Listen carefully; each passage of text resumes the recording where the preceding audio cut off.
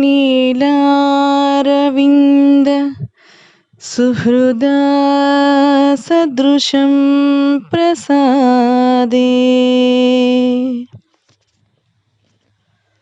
తుల్యం తథా మహసి తోయజబాధవేన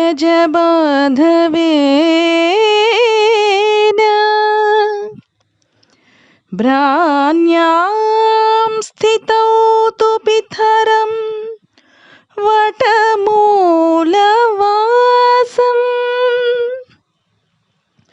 సంస్మారయంతం అచలం తం అనుస్మరామః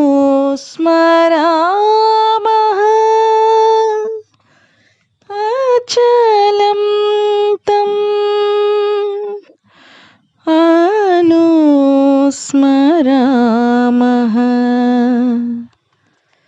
అనుస్మరామః.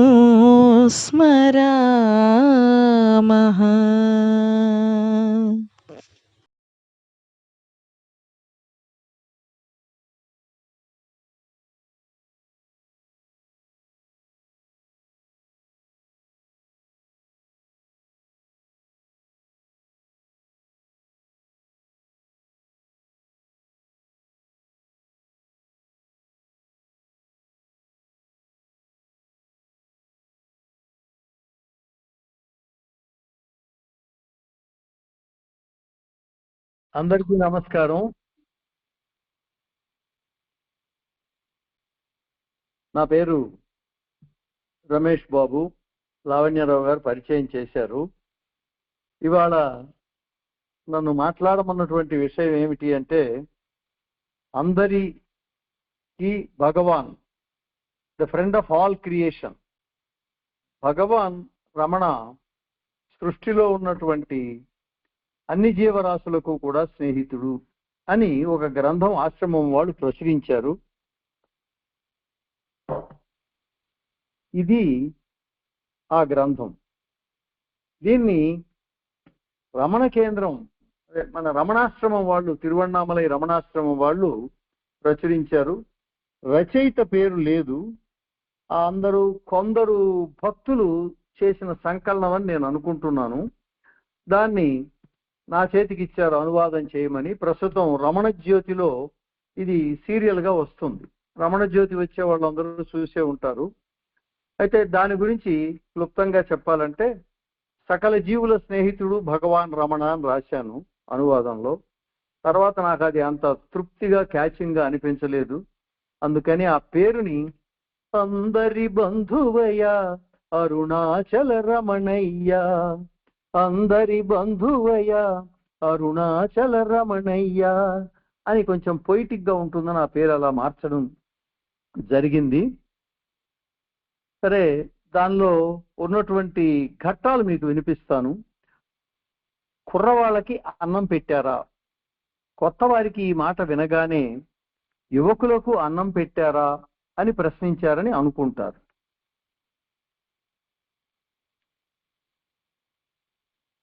మరి యువకులకు అన్నం పెట్టడం ఏమిటి అంటే, నిజానికి రమణ మహర్షి దృష్టిలో ఆశ్రమంలో పెరిగే కుక్కలు, వాటిని ఒక పరిచారకుడు విజిల్ వేయగానే క్రమశిక్షణగా వచ్చి అవన్నీ భోంచేసి వెళతాయి. కాబట్టి భగవాన్ వాళ్ళని అంటారు, కుర్రవాళ్ళకి అన్నం పెట్టారా అని. లక్ష్మి వచ్చింది, ఆమెకు ఇడ్లీలు పెట్టండి అనగానే మనకి వినగానే ఏమనిపిస్తుందంటే, లక్ష్మి అనే అమ్మాయి వచ్చింది, ఆమెకి భగవాన్ రమణ ఇడ్లీలు పెట్టమంటున్నారు అని. నిజానికి లక్ష్మి అంటే ఆశ్రమంలో పెరిగినటువంటి భగవాన్ దత్తపుత్రిక ఆవు. అలాగే ఆమె పసిబిడ్డతో వచ్చారు, వారికి కాసిని పళ్ళిచ్చి పంపించండి అంటారు. అంటే ఎవరో ఒక పసిబిడ్డ తల్లి వచ్చింది కాబోలు ఆమెకి పళ్ళు ఇమ్మంటున్నారు అని మనం అనుకుంటాం. నిజానికి అక్కడికి వచ్చింది ఓ తల్లి కోతి. తన పసి కోతితో వచ్చి భగవాన్ మంచం పక్కన ఉన్నటువంటి కిటికీలో నుంచి ఎంతో ప్రేమగా భక్తిగా భగవాన్ను చూస్తూ ఉంటుంది ఆ పసి తల్లిని కన్నా తల్లి కోతి. కమలా, ఇలారా, ఈ కొత్త వారిని జాగ్రత్తగా గిరి ప్రదక్షిణకు తీసుకొని వెళ్ళిరా అంటే మనం అనుకుంటాం ఎవరో గైడు కాబోలు ఈ కమల, ఆ గైడు మార్గదర్శి ఆమె తీసుకెళ్లి మనందరినీ చూపిస్తుందేమో అని వాళ్ళు అనుకోవచ్చు. కానీ వాస్తవానికి కమల అంటే ఓ కుక్క. అయితే గొప్ప విషయం ఏమిటంటే ఈ కుక్క అరుణాచల గిరి ప్రదక్షిణం చేయిస్తూ ఎక్కడ ఆగాలో ఆ ముఖ్యమైన ప్రదేశాల దగ్గర ఆగి వాళ్ళు చూసి మళ్ళీ వచ్చిన తర్వాతే మళ్ళీ ముందుకు నడుస్తుందట. దానికి అంత జ్ఞానం ఉన్నది. ఒరేయ్, నీకు పళ్ళెం వస్తుంది, ఆగు, కాస్త ఆగు, తొందరపడతావే అని అంటే ఎవరో పిల్లవాణ్ణి యజమాని ఆగమని గదమాయించినట్టుగా మనకు అనిపిస్తుంది.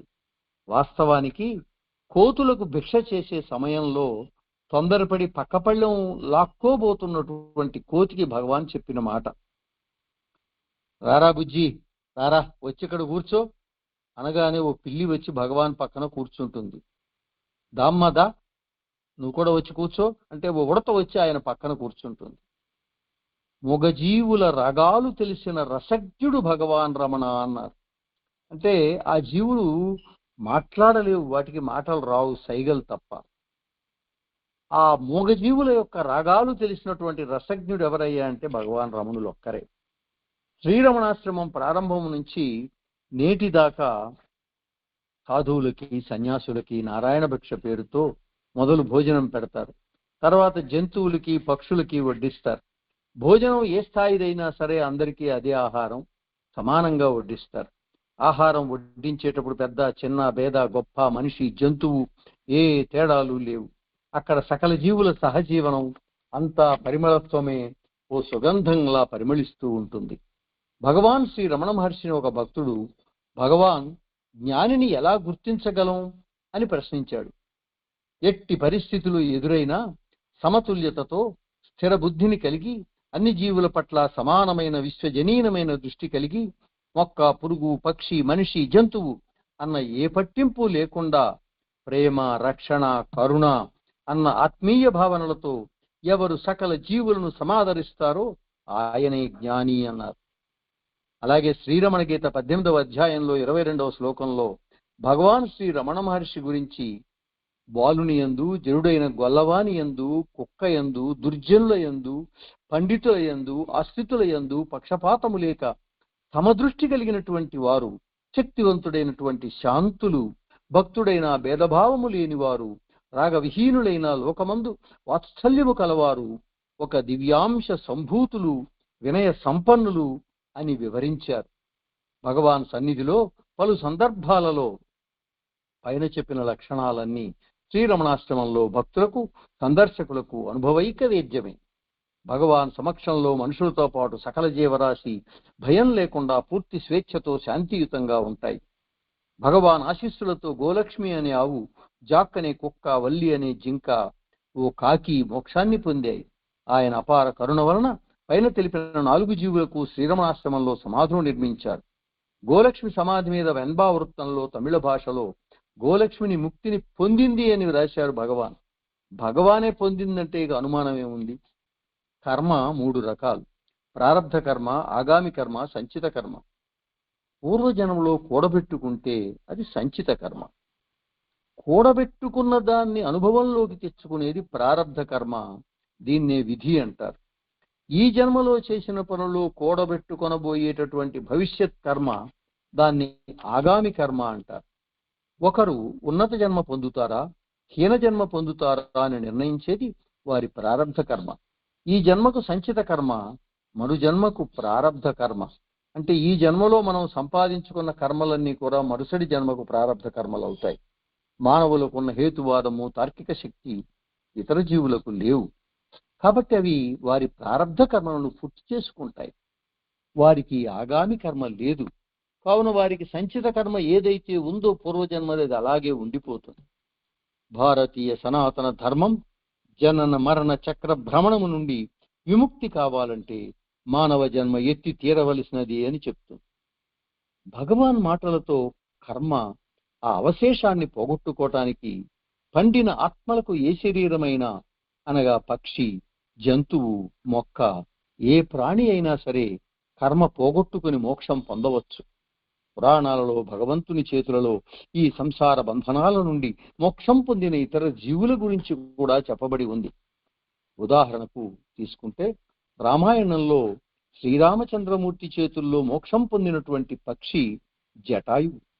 భాగవతంలో వైకుంఠం నుంచి సరాసరి శ్రీ మహావిష్ణువు వచ్చాడు. తిదికిం జప్పడు శంఖచక్ర యుగముం చేదో ఈ సంధింపడు ఏ పరివారముం జీరడు. ఎలా పరిగెత్తుకొచ్చాడంటే ఆయన ఉన్న ఫలంగా లేచి నిలబడి వాళ్ళ ఆవిడ చీరచెంగు కూడా, మహాలక్ష్మి అమ్మ తల్లి చీరచెంగు కూడా వదిలిపెట్టకుండా పరిగెత్తుకొచ్చాడు అంటుంది. ఎందుకు వచ్చాడు అంటే శ్రీ మహావిష్ణువు మోక్షం ఇచ్చిన గజేంద్రుడు ఒక ఏనుగు. చిదంబరంలో ఉమాపతి శివుని చేతులలో మోక్షం పొందింది ఒక ముళ్ళ మొక్క. భగవాన్ సకల జీవుల పట్ల ఏ పక్షపాతము లేకుండా సమానమైన దృష్టి కలిగి ఉంటారు. అది ఆయనతో సంబంధం కలగడం. ఆ జీవికి ఏ ప్రారబ్ధ కర్మమో అంటారు. భగవాన్ దృష్టి విశ్వజనీనమైనది. మానవులతో ఎలా ప్రవర్తిస్తారో పక్షులు, జంతువులతో కూడా ఆయన అలానే ప్రవర్తిస్తారు. వారు ఆయనతో అలాగే ప్రతిస్పందిస్తారు కూడా. ఇది ఆశ్చర్యకరమైన విషయం. భగవాన్ ప్రవర్తించవచ్చు, కానీ ఆ జీవులు అలా ప్రతిస్పందించటం ఆశ్చర్యం. మనుషులు భగవాన్ పట్ల ఎలా ఆకర్షితులవుతారో ఇతర జీవులు సైతం ఆయన పట్ల అలానే ఆకర్షితులవుతాయి. మనుషులు ఎవరైనా పక్షులకు, జంతువులకు ఏ మాత్రం అపకారం తలపెట్టినా భగవాన్ చాలా కోపం తెచ్చుకుంటారు, సహించరు. అతిగా పూలు కోసినా, చెట్లు కొమ్మలు విరిచినా ఆయన వారిని కోపగిస్తారు. ఒకసారి చెట్లు కొమ్మలు రాత్రిపూట విరుస్తుంటే ఆయన అడిగారట, ఆ చెట్లను రాత్రిపూట కూడా నిద్రపోనివ్వరా అని. అరుణాచల పర్వత నివాసానికి ముందు భగవాన్ గురుమూర్తంలో 18 నెలలు ఉన్నారు. పక్షులు, ఉడతలు వారిని ఇబ్బంది పెట్టాయి. పక్షులు ఆయన దగ్గరలో చుట్టూతా గూళ్లు కట్టుకునేవి. ఆ రోజుల్లో తన చుట్టూ ఉన్న ప్రపంచంలో ఏం జరుగుతున్నా పట్టింపు లేనట్లుగా కదలక మెదలక రాతిబొమ్మ వలె నిశ్శబ్దంగా ఉండేవారు భగవాన్. అయినప్పటికీ తన చుట్టూ ఉన్న విషయాల మీద ఆయనకు చాలా సునిశితమైన పరిశీలన ఉండేది. అతి గొప్ప ప్రకృతి ప్రేమికుడు భగవాన్ రమణుడు. భగవాన్ రమణాశ్రమానికి వచ్చిన తరువాత గురుమూర్తంలో జరిగిన సంగతిని గుర్తు తెచ్చుకుని, ఒక పక్షి మట్టితో గూడు కట్టింది. ఆ మట్టి గూడులోనే అది గుడ్లు పెట్టి పొదిగి పిల్లలను చేసింది. కొంతకాలానికి ఆ పసికోనలకు రెక్కలు వచ్చాయి, తల్లితో కలిసి ఎగిరిపోయాయి. ఆ తర్వాత ఖాళీ గూడును ఓ ఉడుత ఆక్రమించింది. భగవాన్ తనకు జ్ఞాపకం ఉన్నంత వరకు కందిరీగల జీవన చక్రభ్రమణాన్ని ఎంతో సునిశ్చితంగా పరిశీలించారు. ఆ పరిశీలనలో వారు తెలిపిన అంశాలను ఆయన వేదాంతపరంగా పలు భావనలలో వివరించేవారు. భగవాన్ భక్తుడు ఆర్థర్ ఆస్బోర్న్, ఆయన మాటల్లో విందాం. ఒకసారి భగవాన్ భోజనం చేస్తూ మధ్యలో ఒక మామిడి పండు ఆ రసం కొంతగా పిండించుకుని రుచి చూస్తున్నారట. మామిడి పళ్ళ సీజన్ అప్పుడే మొదలైంది. అది మొదటి పండు తీపా పులుపా తెలుసుకుని దాన్ని తెల్లనెమలికి ఇవ్వాలి అనేది భగవాన్ ఉద్దేశం. అది తెలిసినటువంటి భగవాన్లో ఉన్న జీవ కారుణ్యానికి ఆర్థర్ ఆస్బోర్న్ తెల్లబోయాడట. ఇలా కూడా మనుషుల్లో ఉంటారా? ఒక పక్షి అయిన నెమలికి పెట్టే మామిడి పండు తీయగా ఉందా, పుల్లగా ఉందా అని రుచి చూసిస్తారా అని ఆశ్చర్యపోయాడు ఆర్థర్ ఆస్బోర్న్.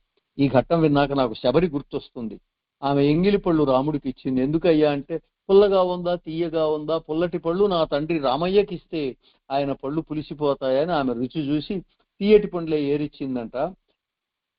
మారు మాట్లాడకుండా భగవాన్ శ్రీరామచంద్రుల వారు ఆ ఎంగిలి పళ్ళే తిన్నారు. కాబట్టి ఇలా ప్రకృతిలో భగవాన్ యొక్క పారవశ్యత మనం గమనించవచ్చు. పాస్కలైన్ మాలెట్ ఒక ఫ్రెంచ్ వనిత భగవాన్ ఆశీస్సులు కోరి వచ్చారు. ఆమె 1936లో turn eastward glimpses into India life అనే గ్రంథాన్ని రచించారు. భారతీయ జీవితంలో తూర్పు దిక్కుకు తిరిగిన సంగ్రహావలోకనం అని అనువాదం. భారతీయ జీవితంలో తూర్పు దిక్కుకు తిరిగిన సంగ్రహావలోకనం. భగవాన్ సకల జీవుల పట్ల సమభావనతో ప్రవర్తించే తీరు.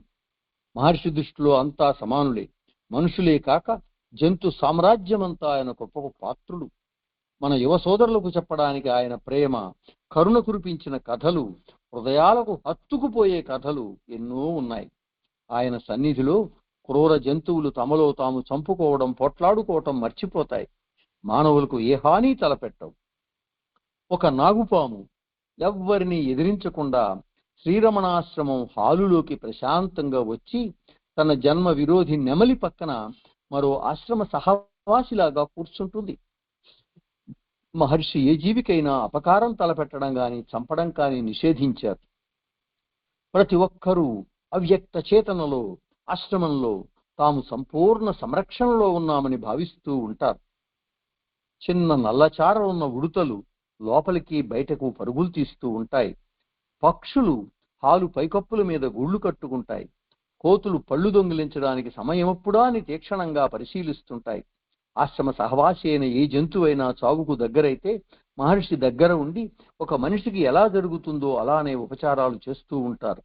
చేతిలో చేయి వేసి చివరి క్షణం దాకా ఓదారుస్తూ ఉంటారు. ఇది ఒక అద్భుతమైనటువంటి ఘట్టం. బయట శరీరాలు వేరని తెలిసినా అందరిలోని ఆత్మ ఒక్కటే అన్న సత్యం తెలుసుకోవడం వలన ఆయనలో సమానత్వ దృష్టి పునాదిగా ఉంటుంది.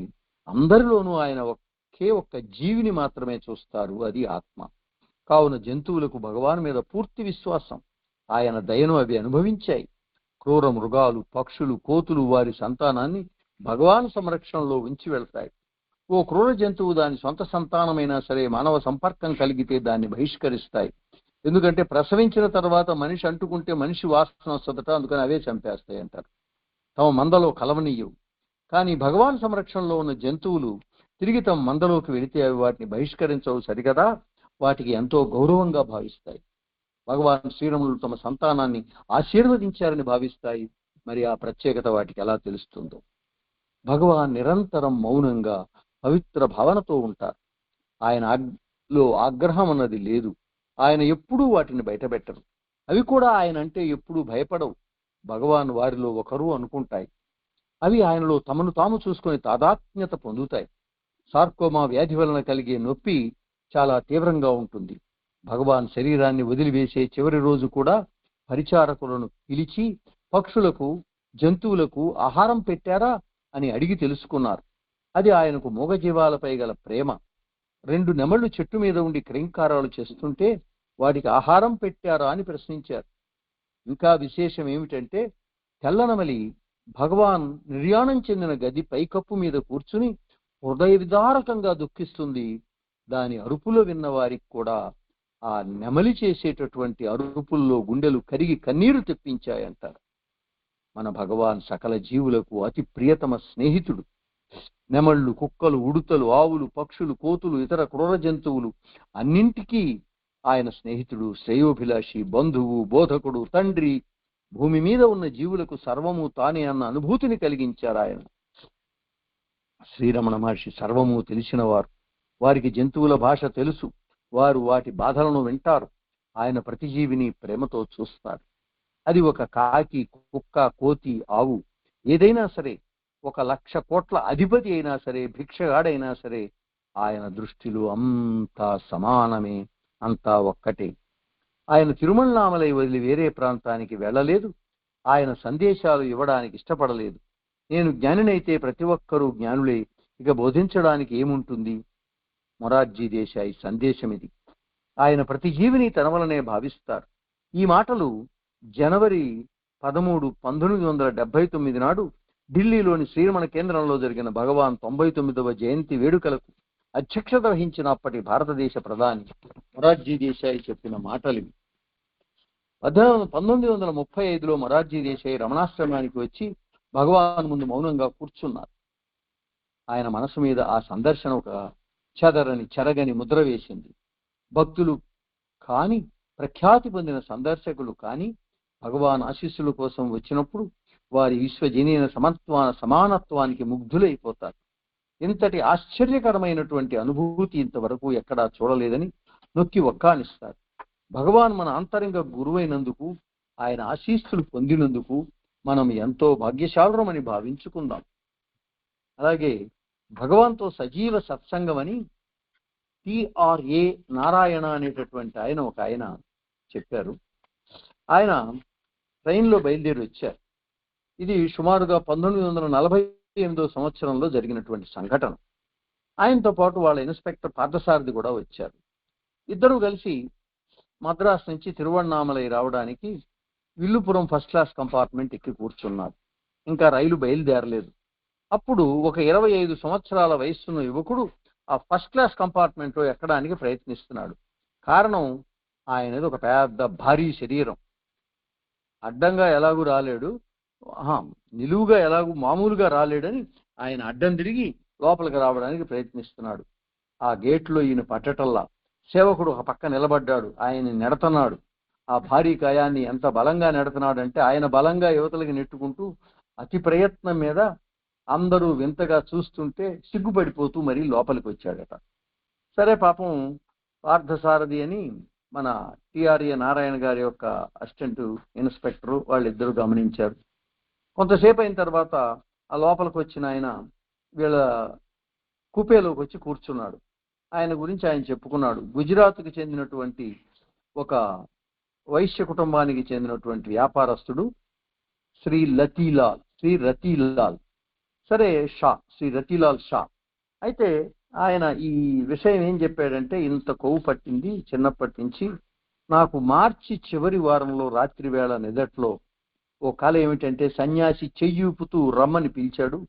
ఆ చెయ్యి ఊపుతూ నన్ను పిలవడంలో అలా కొనసాగుతుంటే నాకు అది మనసులో స్థిరంగా నిలబడిపోయింది.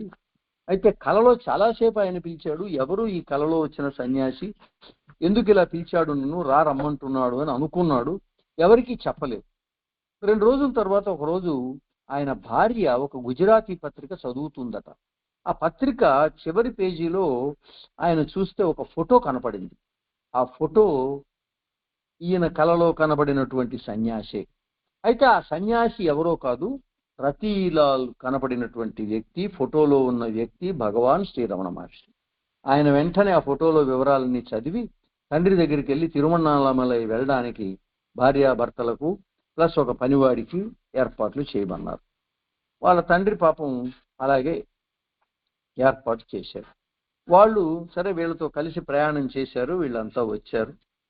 సరే, ఇప్పుడు మనం మళ్ళీ మధ్యలో చాలా కథ ఉందనుకోండి, మనకు సమయం తక్కువగా ఉంది కాబట్టి చిన్నగా ఆశ్రమంలోకి వచ్చేద్దాం. ఆశ్రమంలో ఏం జరుగుతుంది అంటే, భగవాన్ ఇంకా తన ఆసనం మీదకి రాలేదు.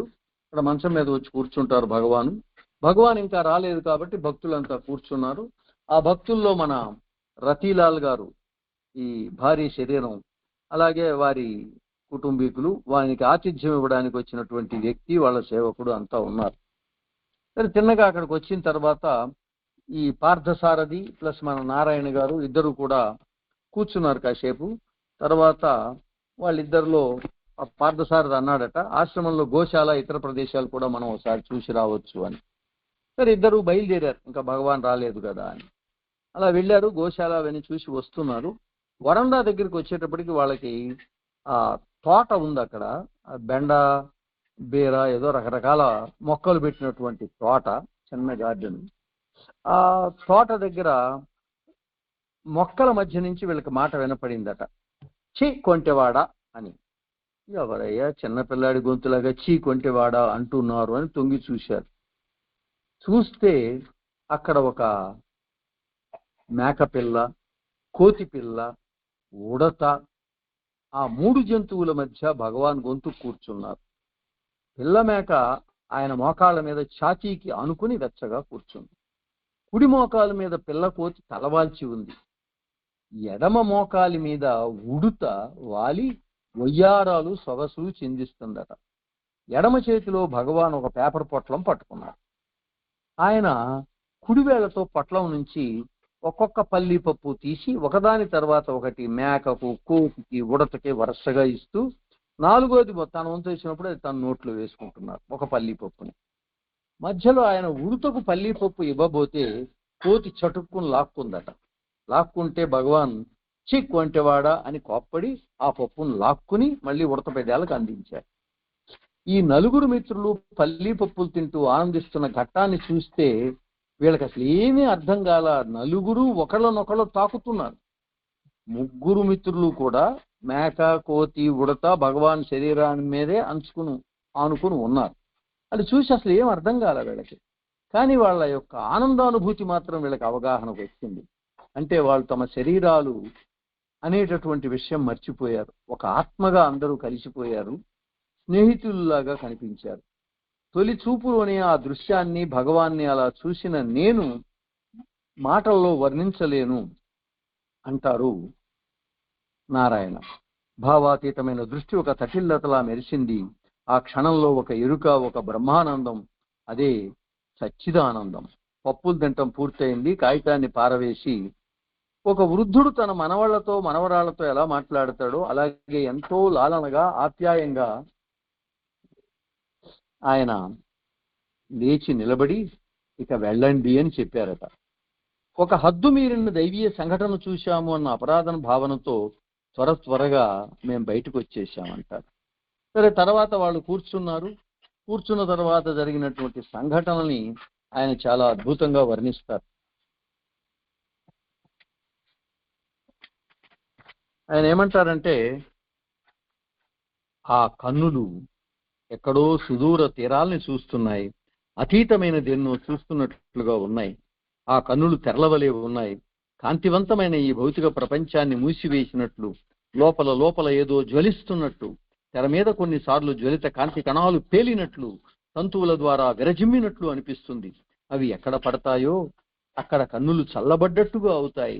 పేరుకుపోయిన చెత్తను చీల్చుకుపోయిన అంతరంగాన ఉన్న పత్తివత్తిని వెలిగించినట్లుగా అనిపించింది అంటారు. మంచం మీద దిండు కింద వత్తిగిలినటువంటి భగవాన్ తల కింద ఎడమ చేయి ఉంచి వాలినట్లు శయనించి ఉన్నారు. మేమంతా కింద కూర్చొని వారిని వీక్షిస్తున్నాం. ఎవ్వరూ మాట్లాడలేదు, ఏ విధమైన శబ్దమూ లేదు. మా మృత మౌనానికి ముఖాముఖిగా నిలబడటం కాదు, మా అందరి అంతరంగాలలో ఒక సర్వోన్నతమైన చైతన్య శక్తి కలిగించిన ఒక సజీవ అనుభూతి. ఆ అనుభూతి పేరే భగవాన్ శ్రీరమణ మహర్షి. కొద్ది క్షణాల క్రితం నేను చూసినటువంటి కోతి, మేక, ఉడతలతో సమానంగా కూర్చుని పల్లీలు పంపిణీ చేసినటువంటి అతి సామాన్యమైన స్థితిని చూశాను. ఇప్పుడు ఎంతో తీవ్రమైన సంచలనం కలిగించిన అంతరంగ జ్ఞానం బోధించిన మౌన వైభవం ప్రత్యక్షంగా అనుభవించి నేను నిశ్చేతనుడనయ్యాను అంటారు. మళ్ళీ గత స్మృతిని స్మరించింది. నమ్మకం, ప్రేమలతో పరిపూర్ణంగా మేకపిల్ల ఎలా ఉంది, కోతిపిల్ల ఎలా సంతోషంగా పళ్ళికిలుస్తుంటే భగవాన్ కూడా అలాగే నవ్వుతూ పల్లీలు ఎలా ఇచ్చారు. సూది వంటి కళ్ళు గల తలతో భగవాన్ యొక్క కలలుగన్న ప్రియ నెచ్చలి ఉడుత తన చిన్న ఎడంపాదంతో సున్నితంగా భగవాన్ ముక్కును గోకుతుందట. పరమాత్మ యొక్క అంతర్దృష్టి, బాహ్య దృష్టి, గ్రహణ శక్తి, మసాలాలు అద్దినటువంటి ప్రేమ దృష్టి, తోటలో జరిగిన పల్లీల పంపిణీ, ఇవన్నీ ఆయన గుర్తొస్తున్నాయి. అంతలో భగవాన్ మంచం మీద నుంచి లేచారు. ఆ పూటకంతా ఎవరి దోవన వాళ్ళు వెళ్ళిపోయారు. అయితే ఆ కథ అక్కడికి పూర్తి కాల. 5 సంవత్సరాల తర్వాత 1953లో రాజ్కోట్లో, గుజరాత్లో ఒక లాడ్జీలో ఈయన ఒంటరిగా ఉన్నారు. నారాయణ గారు భోజనా హాల్లో ఉన్నప్పుడు ఓ 32 సంవత్సరాల యువకుడు వచ్చి ఈయన్ని పలకరించాడంట. అయ్యా బాగున్నారా అని. ఆశ్చర్యపోయాడు. ఆయన ఎప్పుడు చూసినట్లేదే, సన్నగా తీగలాగా ఉన్నాడు, ఆరోగ్యంగా, సంతోషంగా, మంచి ముఖ వర్చస్సుతో విరిగిపోతున్నాడు. సరే, కరచాలనం చేసిన తర్వాత ఆయన చెప్పాడట, అయ్యా భగవాన్ నాకు ఇచ్చిన మాట ఎంతో అద్భుతంగా నిలబెట్టుకున్నారు. నన్ను చూడండి, ఇప్పుడు నేను ఎంత సన్నగా మారిపోయాను. నా కుటుంబ వ్యవహారాలు అజమాయిషీ చేస్తున్నాను, మా నాన్నగారు విశ్రాంతి తీసుకుంటున్నారు, నాకు 2 సంవత్సరాల కుర్రవాడున్నాడు, నా భార్య మరొక బిడ్డని ఇవ్వబోతోంది. అప్పుడు నారాయణకి రమణ భగవాన్ యొక్క కోతి, మేక, ఉడుతల సత్సంగం గుర్తొచ్చింది.